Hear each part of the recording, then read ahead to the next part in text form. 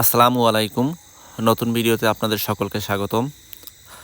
আমাদের এদিকে এখন ডালাগন চলছে, অর্থাৎ এখন পানি একেবারে কম থাকে। তো আমরা এই জন্য এই সময়ের ভিতরে আমাদের পুকুর, বেড়, বড় বড় যে আর কি জলাশয়গুলো, এগুলো সেচ করে মাছ ধরে ফেলি।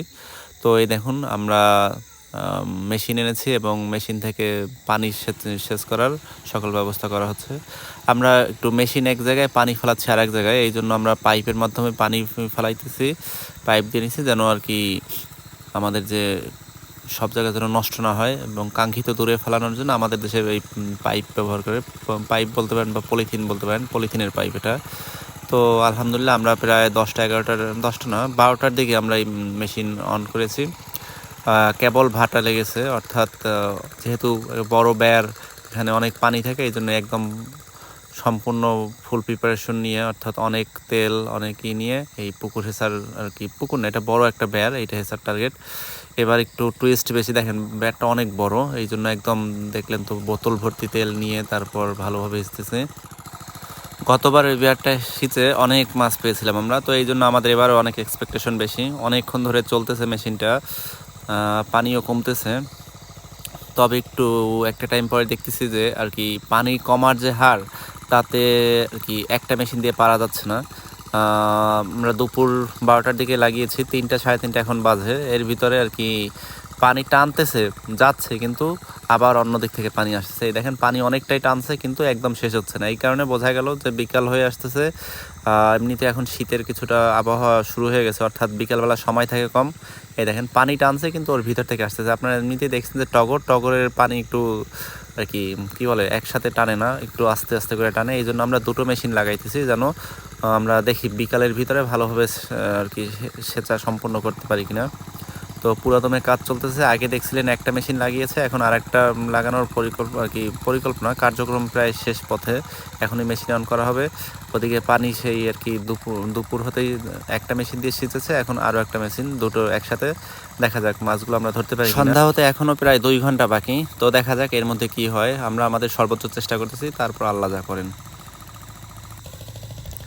তো ইতিমধ্যে বন্ধুরা সন্ধ্যা পার হয়ে গেছে, সন্ধ্যার পরে এখন অবস্থাটা, বাট আসলে আজকের অবস্থাটা আমাদের খারাপ।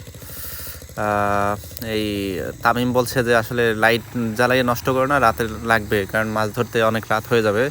আসলে সমস্যা যেটা হলো, আমরা চেষ্টা করতেছি 2টা মেশিন দিয়ে ট্রাই করা হইতেছে। খালে ওই দেখেন, খালে পানি নাই, এই পানি টেনে গেছে আর কি, একদম কমে গেছে, কিন্তু পানি শেষ হচ্ছে না, একদম কাদা কাদা পানি উঠতেছে। এই যে দেখেন পানি, এই যে পাইপ থেকে একদম কালো কালো, অর্থাৎ কাদা পানি উঠতেছে এই যে পাইপ থেকে, কিন্তু পানি শেষ হচ্ছে না। এই খালে পানি নাই, সব কোনো জায়গায় পানি নেই, কিন্তু কোথা থেকে যে পানি আসতেছে আর কি, ওই যে টগরের পুকুর, ওই তো বেড়, বিভিন্ন জায়গা দিয়ে পানি আসে ওই চালা থেকে, অর্থাৎ এই তো এর ভিতরে এখন আমরা মাছ ধরা শুরু করছি, মাছ ওঠা শুরু করছে।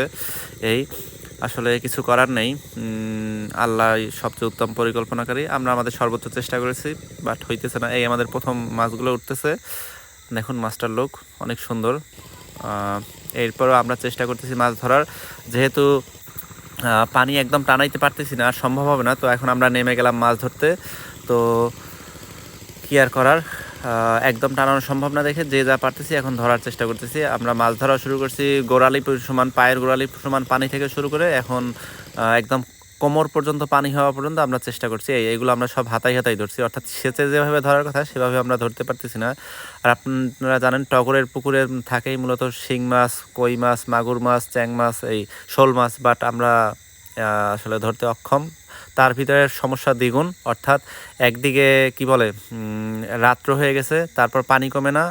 এই তো এই প্রথম এক পাইলে মাছ উঠাইতেছে মুমিন, এই মুমিন রাখতেছে একটু খুশি। এমনিতেই মাছ নেই, তার ভিতর থেকে আবার মাছ পড়ে যাচ্ছে। যাক, মুমিনও নাসরবান্দা, ট্রাই করতেছে উঠানোর জন্য, যেন মাছ যা পাইছে তা যেন হারিয়ে না যায়।